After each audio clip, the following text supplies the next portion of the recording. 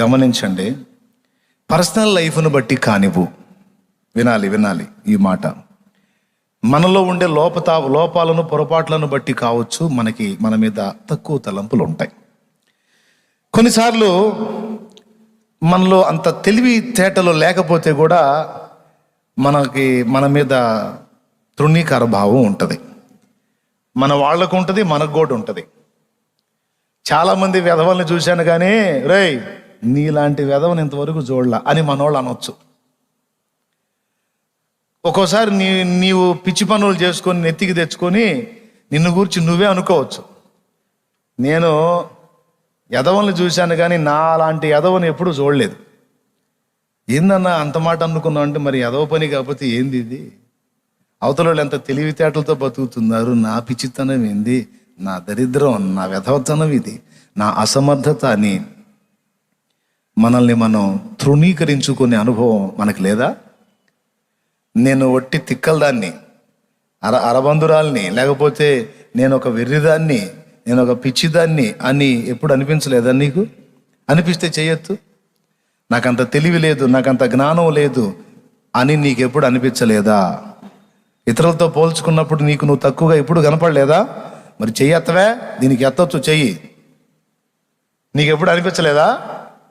అది చురుగ్గా ఉండండి. ప్రభువుకు స్తోత్రం చెప్పండి.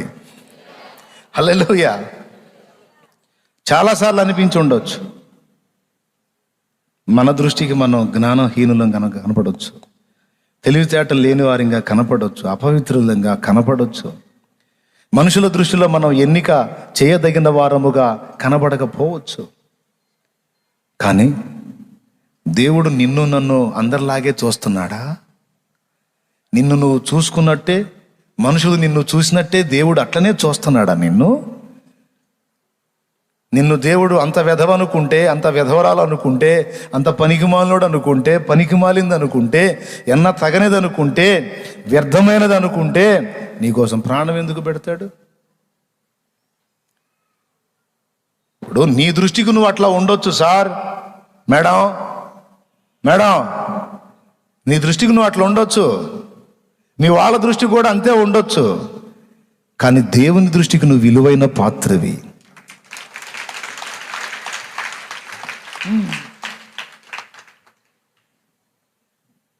ఆయన నిన్ను అందరిలాగా చూడట్లా. నీ ఫ్యామిలీ నిన్ను రెస్పెక్ట్ చేయదు.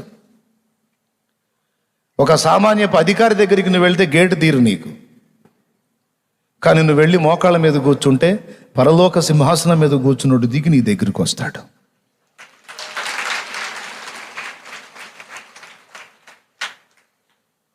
అవునా?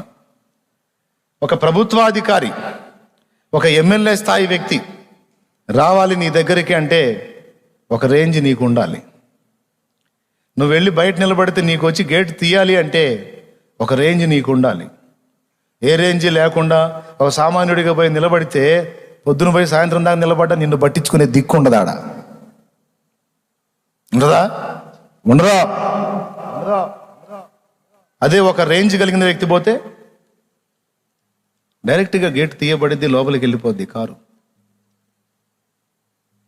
ఒక ఎమ్మెల్యేకి ఇంత బిల్డప్ ఉంటే, ఒక ఎమ్మెల్యేకి ఇంత హడావిడి ఉంటే, మరి జీవం గల దేవుని దగ్గరికి వెళ్ళాలంటే ఎంత రేంజ్ ఉండాలి? ఆ దేవుడే నీ కోసం నువ్వు గదిలోకి వచ్చావని, నువ్వు ఏకాంతంగా వచ్చి మోకాళ్ళు వేసావని ఆయనే దిగి నీ దగ్గరకు వచ్చాడంటే నీకెంత రేంజ్ ఇచ్చాడో నీకు అర్థం కావటల్లా. బట్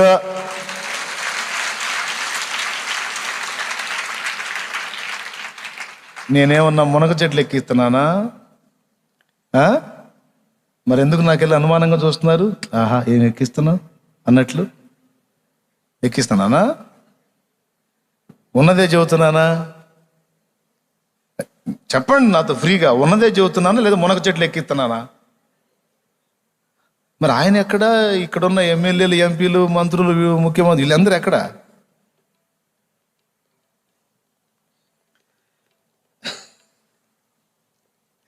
మునగ చెట్టు కాదు, నేను చెప్పేది నిజమే. రాజులకు రారాజు మమ్మేలే మహారాజు, భూపతులకు అధిపతివి నీవేనయ్యా.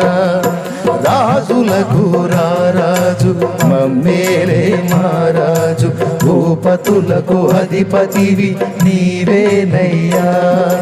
నీకు సాధ్యము కానిది లేదు, నిన్ను మించిన పెన్నిది లేదు. నీకు సాధ్యము కానిది లేదు, నిన్ను మించిన పెన్నిది లేదు. కించుమా విజ్ఞాపనకు చెవినీయుమా, విన్నపాలు ఆలకించుమా. విజ్ఞాపనకు చెవినీయుమా. విడుదల కోరి నిన్ను వేడుచున్నాను, విడుదల కోరి నిన్ను వేడుచున్నాను. నీ సన్నిధిలో సాగిలపడి ఉన్నాను, నీ సన్నిధిలో సాగిలపడి ఉన్నాను. విన్నపాలు ఆలకించుమా. నా విజ్ఞాపనకు చెవినీయుమా. దేవునికి మహిమ. కొంతమంది నిన్ను అనొచ్చు, ఏం బతుకురా నీది, నెత్తి మీద రూపాయి పెడితే దమ్మిడికి జలతా నువ్వు అనుండొచ్చు. నిన్ను కూడా అట్లా అనుండొచ్చు. నువ్వు కూడా నిజమేలే అనుకోవచ్చు. నిజమేగా, మరి మన దగ్గర ఏముందని, మన బతుకు అంతేగా అని నువ్వు కూడా అనుకుంటుండొచ్చు. కానీ దేవుని దృష్టిలో నువ్వు అలాగున్నావా? ఎంత విలువైన పాత్రవో నువ్వు ఆయనకి. ఆయన ఏమంటాడో తెలుసా? ప్రభువా నేను అలాగా, నేను ఇలాగా అని నిన్ను నువ్వు అనుకుంటుంటే ఆయన నిన్ను దగ్గరకు లాక్కొని ముద్దు పెట్టుకొని, నా బంగారు కొండవరా నువ్వు, ఎవడరా నిన్న ఆ మాట అంది కదవా, నా బంగారు తల్లివా నువ్వు,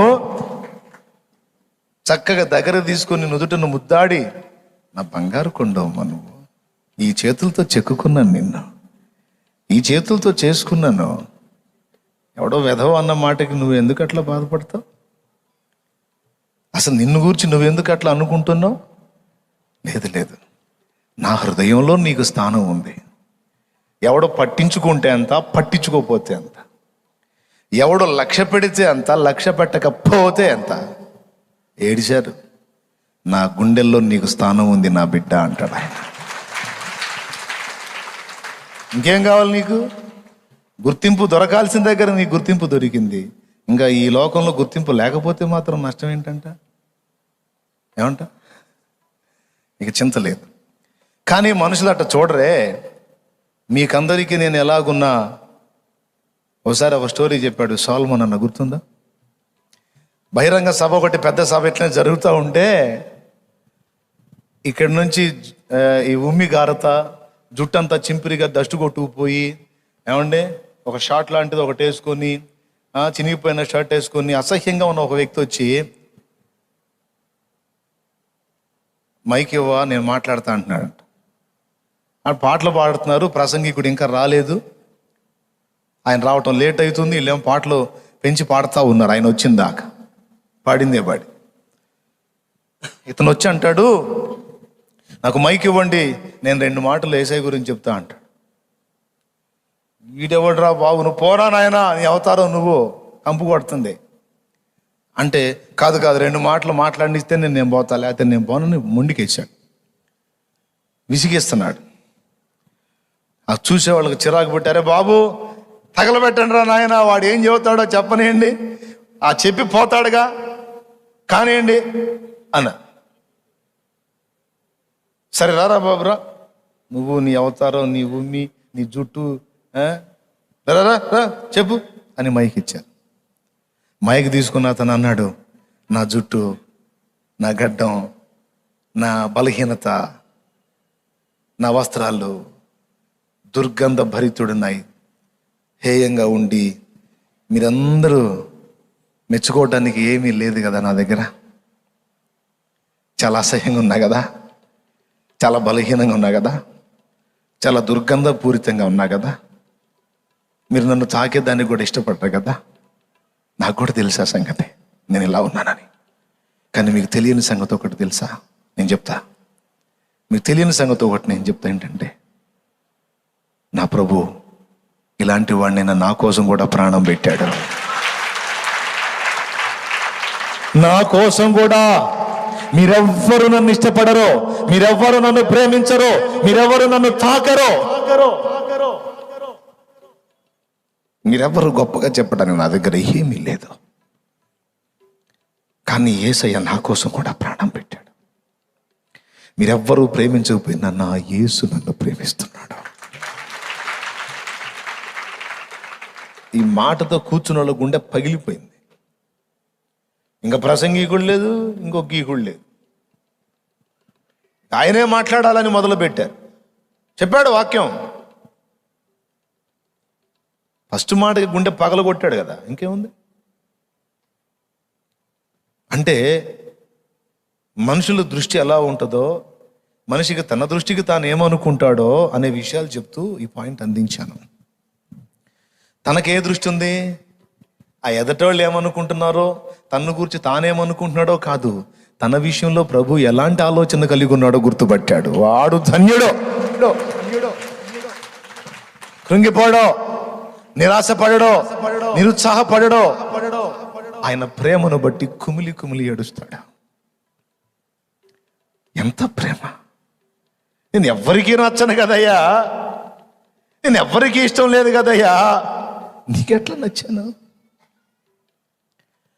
నీకెట్లా నచ్చాను? నీకెలా ఇష్టమయ్యాను? అప్పుడు యేసయ్య అంటాడు, నేను నిన్ను చేసుకున్నాను రా, నిన్ను సృష్టించుకున్నాను,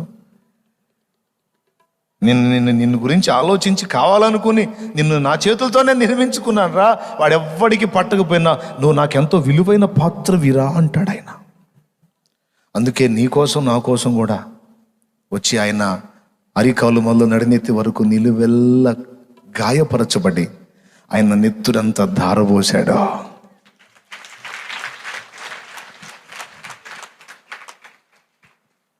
ఒప్పుకుంటారా? ఏ దృష్టితో చూస్తావు నిన్ను నువ్వు? నీ దృష్టితోనా? మనుషుల దృష్టితోనా? కాస్త అన్ని విధాలా బాగుంటే మనుషులు బాగానే భజన చేస్తారు. అబ్బో ఆయనాడా, ఆయనంతా, ఆయన ఎంత, ఆయన పుట్టింగు, ఆయన అది ఇదన్నీ ఏదో చెప్తూ ఉంటారు మనుషులు. కాస్త కిందికి వస్తేనేమో నేను ఫస్ట్ నుంచి అనుకుంటానే ఉన్నా, ఏదో హడావుడి చేస్తున్నాడు కానీ అంత బుస్సేనని. అటు తిప్పుతారు, అటు ఇటు కూడా తిప్పుతారు, అటు. అంతే కదా. పొలాలు తీసుకొచ్చి మంటల్లో వేస్తే పాము బయటకు వచ్చి పౌలు చేతిని పట్టుకుంటే వీడు తేడా, అందుకే పాము గరిసింది. నీళ్ళలోంచి తప్పించుకున్నాడు కానీ ధర్మం చేతిలో తప్పించుకోలేక పాము కాటుకు గురయ్యాడు అన్నారా? ఒక గంట సేపు అయింది, పౌలుకి ఏం కాల, పావును అందులో వదిలిచ్చాడు, మంటల్లో హాయిగా చలి కాచుకుంటున్నాడు. గంట సేపటికి ఏం కాకపోయేసరికి వెంటనే అట్టు తిరగేశారు. తిరగేసి ఏమన్నారు తెలుసు? ఇతడు ఒక దేవత, ఇతడు ఒక దేవత, అంత భయంకరమైన విషసర్పం గరిసినా ఏం కాలేదంటే ఇతను సామాన్యుడు కాదు, ఇది ఒక దేవత. అరే ఇప్పుడే కాదురా నువ్వు తేడా అంటివి, ఇప్పుడేగా నువ్వు దుర్మార్గుడు కాబట్టి పాము గరిసిందంటివి. మళ్ళా ఏమి కాకపోయేసరికి గొప్పోడు నేను చెప్పలా అని ఈ అట్లు తిరగేసే సెక్షన్ ఏసై చేయడు. దేవునికి స్తోత్రం కలుగును గాక. చెప్పు గట్టిగా. మనుషులు తిరగేస్తారు అట్లు. బాగా హోదాలో ఉంటేనేమో భజన చేస్తారు, కిందికి వస్తేనేమో నేను చెప్పలా బుస్సే అని. అందుకే మనుషుల దృష్టిని లక్ష్య పెట్టకండి. ఏది నీ విషయంలో, నీ పర్సనల్ విషయంలో మనుషుల దృష్టికి మేలైంది చెయ్యండి. కానీ మీ వ్యక్తిగతంగా మిమ్మల్ని మీరు చూసుకునేటప్పుడు నిన్ను నీవేమనుకుంటున్నావో లేకపోతే ఇతరులు ఏమనుకుంటున్నారో అనేది కాదు, నన్ను గూర్చి నా ప్రభువేమనుకుంటున్నాడో అది నాకు ముఖ్యం అనుకో. ఆయన నన్ను ఎలా చూస్తున్నాడు అది నాకు ముఖ్యం అనుకోవాలి. అవునా? 2 ఇంకోటి ఏం చెప్పాను? 3 సంగతులు రాసుకోమని చెప్పాను. మొట్టమొదటిది నిన్ను నీవు చూసుకునే విషయంలో నీ దృష్టితోనో మనుషుల దృష్టితోనో కాదు, దేవుని దృష్టితో. రెండవది నీ పరిస్థితులను చూసే విషయంలో కూడా నీ దృష్టితోనో మనుషుల దృష్టితోనో కాదు, వీళ్ళు అదే చూశారు. వాళ్ళు మాకు ఎంత పొడుగున్నారో తెలిసే వాళ్ళు, వాళ్ళ దృష్టికి మేము మిడతల్లాగున్నాం, మా దృష్టికి కూడా అంతే ఉన్నాం. అవును సరే, వాళ్ళ పొడుగు చూసావు సరే, నీకెళ్ళి నువ్వెందుకు చూసుకున్నావు? ఎర్ర సముద్రం పాయలు చేసింది నువ్వా? ఆకాశం నుండి మన్నాను కురిపించింది నువ్వా? తరుముకుంటూ వచ్చే ఫరో సైన్యాన్ని, రథాలని, గుర్రాలని అగ్నిస్తంభం అడ్డుపెట్టి ఆపింది నువ్వా? నైటు తెల్లవారేసరికి, నైటు మధ్యరాత్రిలోకి సముద్రం ఖాళీ చేసింది నువ్వా? బండ నుండి మధుర జలాలు రప్పించింది నువ్వా? మారాలో ఉన్న చేదు నీళ్లు మధురంగా మార్చింది నువ్వా?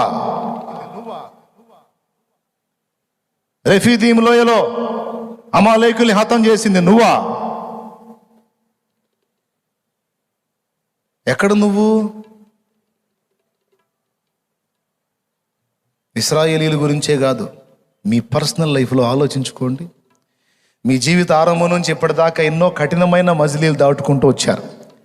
కొన్ని చోట్ల అసలు ఇక అవకాశమే లేదు, మన పని అయిపోయింది అన్న అనుభవాల్లోకి వెళ్ళిపోయిన పరిస్థితుల్లోంచి ఆశ్చర్యమైన రీతిలో దాటుకొని వచ్చావే.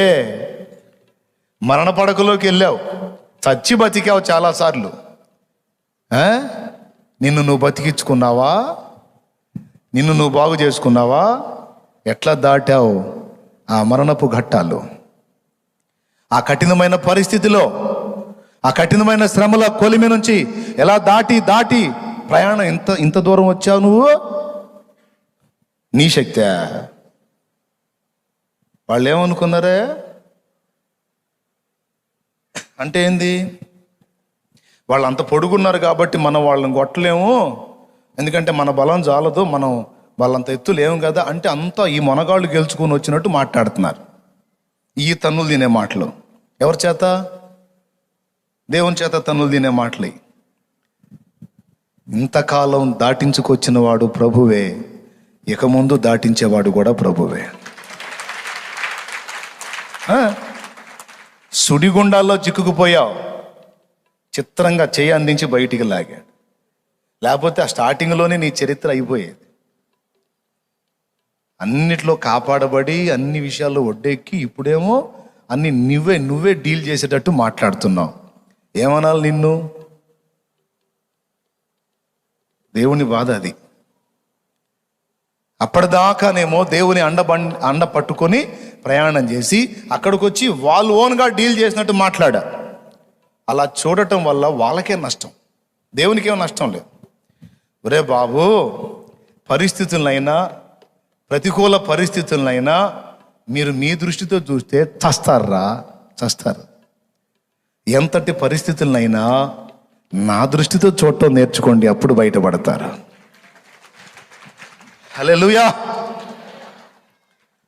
మీ దగ్గర ఏమైనా ఉందా అంటే 5 రొట్టెలు 2 చేపలు ప్రభు దగ్గరికి చిన్నోడు తీసుకొస్తే వాడి దృష్టి ఏంటో తెలుసా?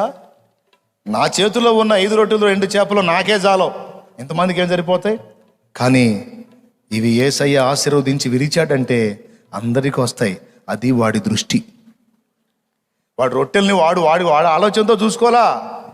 ఇవి నేను యేసయ్యకి ఇస్తే వీటిని అనేక మందికి ఆయనే పంచి పెడతాడని యేసు కోణంలో నుంచి వాటిని చూస్తే అన్ని అందరికీ కడుపు నిండంగా 12 గంపలు మిగిలి కనపడింది. హల్లెలూయా, హల్లెలూయా. ప్రతి పరిస్థితుల్లోనూ ఆ కోణమే మనం గుర్తుపెట్టుకోవాలి. మన ఎదుట జటిలమైన పరిస్థితులు ఎన్నో ఎదురవుతూ ఉంటాయి, గుర్తుపెట్టుకోండి. మనకు ఒక సుఖవంతమైన ప్రయాణం వాగ్దానం చేయబడలా, అద్భుతమైన గమ్యము వాగ్దానం చేశాడు. ప్రయాణమేమో అగచాట్ల మారి ప్రయాణం, గమ్యమేమో సూపర్ పరలోకం. లోకస్తులకేమో ప్రయాణం సూపర్, గమ్యం మాత్రం అగ్నిగుండం. మీకేది కావాలి? ప్రయాణం సుఖంగా ఉండి అగ్నిగుండం కావాలా? లేకపోతే కాస్త అగచాట్ల మారి ప్రయాణం అయినా కనీసం ముగింపు అన్నా కాస్త ప్రశాంతంగా ఉండే ముగింపు కావాలి అంటారా? ఏది కావాలో కోరుకోండి. మీరు ఏది కోరుకుంటే అది నేను మీకు ఇచ్చేటట్టు ప్రార్థన చేస్తాను. ఏం కావాలి మీకు? సుఖవంతమైన ప్రయాణం కావాలా? అద్భుతమైన గమ్యం కావాలా? అద్భుతమైన గమ్యమే కావాలన్నా, అగచాట్లు మారి ప్రయాణమైనా పర్వాలేదు అంటే చేతులు ఎత్తండి. అందరికి అర్థమైంది. దేవునికి స్తోత్రం, హల్లెలూయా. అట్లా కాదు, ప్రయాణం సుఖంగా ఉండాలి, పోతే పోయే అగ్నిగుండానికంటే అట్లా కూడా చేయొత్తండి, నేను ప్రార్థన చేస్తాను. నిద్రపోయేవాడు కూడా ఎత్తడు ఇప్పుడు. నరకానికి ఎవడు కోరుకుంటాడు? అవును. ఈ జీవన గమనంలో, ఈ జీవన యాత్రలో మనం నిత్య జీవానికి చేరు పర్యంతము ఈ భూమి మీద బతికే బతుకంతట్లో కూడా విలాసవంతమైన ప్రయాణం మనకు వాగ్దానం చేయలే. కష్టాల బాటలోనే ప్రయాణం. కాబట్టి ఇప్పుడుదా కొన్ని సమస్యలతో నలిగారు, కొంచెం ప్రశాంతత వచ్చి ఉండొచ్చు. కానీ ఒక మాట చెప్పనా, ఈ ప్రశాంతత ఇక బావరికి స్థిరంగా ఉంటుంది అనుకుంటున్నావా? కొద్ది రోజుల్లో మళ్ళీ ఒకటి అడ్డు వస్తుంది, ఆ తర్వాత మళ్ళీ కొంచెం ప్రయాణం మళ్ళీ ఒకటి అడ్డు వస్తుంది. ఇట్లా వరుసగా ఎదుర్కొంటానే వెళ్ళాలి. అయితే ఎన్ని ఎదురొచ్చినా నీ దృష్టితోనో మనుషుల దృష్టితోనో చూస్తే అవి అంతే ఉంటాయి. మరి ఏ దృష్టితో చూడాలి? గొలియాతుని దావీదు చూసావా? ఆ దృష్టి. అంతమంది సైన్యం, అందరికంటే పొడుగు రాజు సౌలు సైతం పోయి గుడారంలో కూర్చుంటే దావీదు సౌలు కంటే ఎత్తు తక్కువ, కానీ గొలియాతును చూసి వీడెంత, నాకు అవకాశం ఇస్తే వేసేస్తాను. ఏం చూసుకోనరా నీకు ఆ దమ్ము అని అనుండొచ్చు అన్నయ్యలో. అప్పుడు దావీదు సమాధానం ఏంది? వెర్రి మోకాళ్ళారా, నన్ను చూసుకొని కాదు, మిమ్మల్ని చూసుకొని కాదు, మరి ఎవరిని చూసుకొని అంటే సైన్యములకు అధిపతి యెహోవా, ఆయన చూసి ఏం చూసుకోనరా నీ దమ్ము, మేము లేకపోతే నీ గతి ఏమైందో తెలుసా? పిల్లలకి పెళ్ళి ఎట్ట చేస్తావో చూస్తాం. ఆ మతం వాళ్ళు వచ్చి చేస్తారంట్రా. కులం కావాలి, బంధువర్గం కావాలి. నీకేం అర్థం కావట్లా అమ్మాయి, పెద్ద ఎగురుకుంటా పోతున్నావు. పిల్లలకి పెళ్ళిళ్ళు ఎట్ట చేస్తా? నీ గతి భయంకరంగా ఉంటుంది, మేము అడుగు కూడా పెట్టాం. అప్పుడు బెండ్ అయ్యే వాళ్ళు ఏమంటారండి? లేదు అలా అనకండి బావగారు, అలా అనకండి మరిది గారు, మేము వెళ్ళట్లా, ఇప్పుడు మానేశాం. వద్దు మనకెందుకు, ఇప్పుడు యేసుప్రభుని వద్దంటలా నేను, ఆయన కూడా దేవుడే, మనసులో పెట్టుకో. మాంసం తింటున్నావు, ఎముకలు మెడలో వేసుకోం కదా, వేసుకుంటావా? కాబట్టి ఏదన్నా ఉంటే మనసులో అయ్యా ప్రభు స్వామి అనుకో, ఇంట్లో కూర్చోని, అంతేగాని ఏదో అట్లా వెళ్తే అట్లా పిల్లల పెళ్ళిళ్ళు కావద్దు అంటే ఇక బెండు బ్యాచ్ మొత్తం బెండ్ అయిపోతారన్నమాట. మళ్ళీ మనం కనపడడానికి ఏంటమ్మా కనపడలేదంటే వస్తాంలే అన్నయ్య, కుదరట్లేదు అన్నయ్య, ఏదో నాకు వేసే మాటలు చెప్తారు, వాళ్ళ దైవ సేవకులకి చెప్తారు. ఏం చెప్పాలా వాళ్ళకి? మేము ఎవరో రారు, మీ పిల్లలకి పెళ్ళిళ్ళు ఎట్లా అవుతాయో చూస్తా అంటే నువ్వు చూసేది ఏందిరా? వద్దులేగా. దేవునికి స్తోత్రం, హల్లెలూయా. కోన్ కిస్కా అంటారు కదండి, నువ్వు చూసేది ఏందిరా? నా దేవుడు జీవం గల దేవుడు. వదిలేయండి, మొత్తం వదిలేస్తే ఏమైంది? వదిలేయండి. బతకనీడా, చంపుతాడా, సస్తాం అవసరం అయితే. నా దేవుడు సర్వశక్తి గల దేవుడు. మీరు మొత్తం ఏకమై నన్ను వెలివేసిన నా దేవుణ్ణి వదిలే ప్రసక్తే లేదు. మాటలు కాదు, రేపు సస్తే పారేసే దిక్కు కూడా ఉండదు. మీరు పారేసేది ఏందిరా? నన్ను పిలిచినవాడు, నమ్మదగిన వాడు, నన్ను సృష్టించిన వాడు, తన రక్తంతో నన్ను గడిగిన వాడు, నేను చస్తే నా శవాన్ని పక్కకు తీసేయటానికి చేతగాని వాడు కాదు, పొండ్రా. ఈరోజు కొంతమందికి సత్యం తెలిసి కూడా ఏ కారణం చేత రక్షణలోకి రాలేదో తెలుసా? పిల్లలకి పెళ్ళిళ్ళు కావని కొంతమంది, సస్తే శవాన్ని పాడి మీద కాకుండా పెట్టిలో పెడతారని, సస్తే ఫ్యామిలీలో గొడవలు అవుతాయని, ఇట్లాంటి డౌట్స్ పెట్టుకొని కొంతమంది దేవునికి దగ్గరికి రారు. ఇప్పుడు కరోనా పుణ్యమా అని అందరికీ బాగా న్యాయం జరుగుతుంది. కోట్లకు పడగలెత్తిన కోటీశ్వర్లు శవం ముసుగులో పోయి, అందరికీ ముసుగులే, అర్థమైందా? ఎప్పుడు వేసావునా బొందలగడ్డలో కూడా బెటర్ ఎట్లా, మళ్ళా కోట్లకు పడగలెత్తిన కోటీశ్వరులే. శ్మశానంలో కూడా పెట్టకపోతే నాకు తెలిసిన ఒక ఆయన్ని మధ్యరాత్రి తీసుకెళ్ళి పూడిచిపెట్టి వచ్చారు. వీళ్ళు సస్తే నలుగురు రావాలి, ఏ కార్యానికైనా నలుగురు రావాలి. ఇప్పుడు వచ్చారు నలుగురు. ఏ నలుగురు అయ్యా? వచ్చారు పాపం కిట్లేసి వచ్చి పట్టుకొని కాళ్ళు పట్టుకొని గుంటలోకి.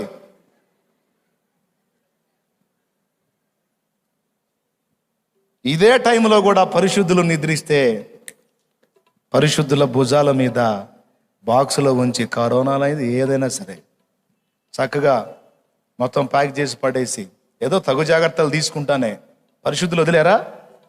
భుజాల మీద మోసుకొని తీసుకెళ్ళి పూడ్చిపెట్టి వచ్చాడు.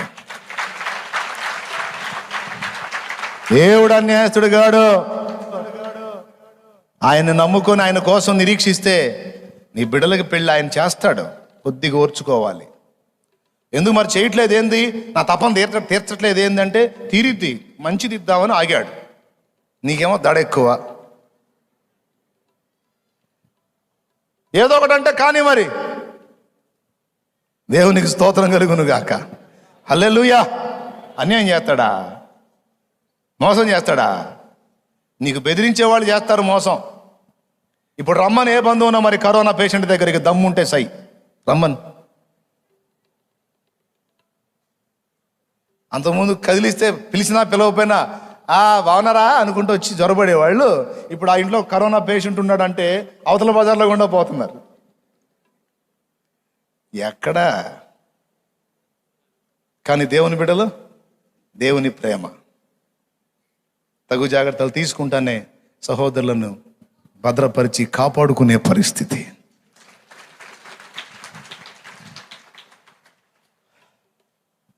మోసపోవద్దు.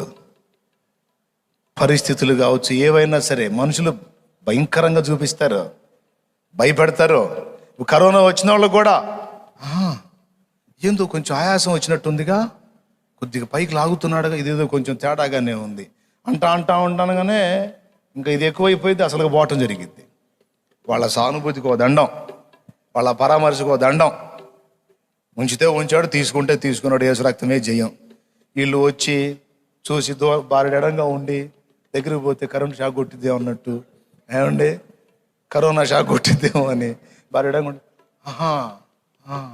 ఎట్లా ఉంటుంది పాప ఏదో ఆప్యాయంగా నువ్వా అని రాబడి కాదు అక్కడే ఉండలే.